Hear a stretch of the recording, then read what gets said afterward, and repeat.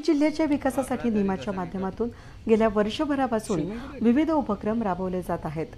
राज्यात प्रथमच निमाच्या माध्यमातून 2 दिवसीय स्टार्टअप समिटचं आयोजन करण्यात आलंय। 25 आणि 26 एप्रिलला निमा संकुल परिसरामध्ये आयोजन करण्यात आलं असून महिला आणि युवा उद्योजकांना या समिटद्वारे बळ देण्याचा प्रयत्न निमाच्या माध्यमातून केला जातोय। या समिटचा शुभारंभ जिल्हाधिकारी जलज शर्मा आणि जीएसटीचे अतिरिक्त आयुक्त अनिल दान आणि विविध मान्यवरांच्या प्रमुख उपस्थितीत गुरुवारी 25 एप्रिलला सकाळी 10 वाजता संपन्न होत आहे।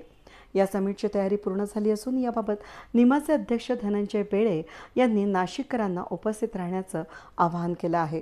मॅन्युफॅक्चर असोसिएशन निमाच्या वतीने जी वैविध्यपूर्ण उपक्रम आपण वर्षभर उद्योजकांच्या बेनिफिटसाठी तसेच नाशिकमध्ये मोठ्या उद्योजकांची गुंतवणूक यावी, नाशिकमधलं औद्योगिक वातावरण सुदृढ राहावं या दृष्टिकोनातून जे उपक्रम राबवत असतो, त्याच उदात्त हेतूने गेल्याच वर्षी आपण पंतप्रधान मोदींच्या स्वप्नातलं स्टार्टअप हब हे महाराष्ट्रातलं पहिलं नॉन गव्हर्नमेंट स्टार्टअप हब आपण सुरू केलं आणि अतिशय उत्स्फूर्त असा प्रतिसाद त्याला गेल्या वर्षभरात मिळतोय। महिलांना एम्पॉवर करण्यासाठी वुमन एम्पॉवरमेंट सुद्धा सेल आपण सुरू केला आणि त्याचा प्रतिसाद बघून यावर्षी महाराष्ट्रातलं पहिलं स्टार्टअप समिट हे आपण निमाच्या माध्यमातून ऑर्गनाइज करतोय।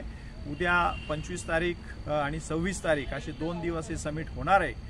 अतिशय उत्स्फूर्त असा प्रतिसाद याला मिळालेला आहे। अतिशय इनोव्हेटिव्ह आणि ज्याला आपण म्हणू की एक अत्यंत आगळं वेगळं अशा पद्धतीचे प्रॉडक्ट्स इथं असणारे महिलांचे सुद्धा काही स्टॉल्स आपण उपलब्ध करून दिलेले आहेत आणि या प्रदर्शनाला मिळणारा प्रतिसाद पाहता आणि त्यांची टेक्नॉलॉजी, त्यांचं इनोव्हेशन हे नाशिककर उद्योजकांसाठीच नव्हे तर सर्वसामान्य नाशिककरांसाठी, विद्यार्थ्यांसाठी विशेषतः ही पर्वणी राहणार आहे। मी सर्व नाशिककरांना विनंती करतो की आमची तयारी अंतिम टप्प्यात आलेली। उद्या माननीय जिल्हाधिकारी महोदयांच्या हस्ते याचं उद्घाटन सकाळी 10 वाजता होऊ घातलेलं आहे।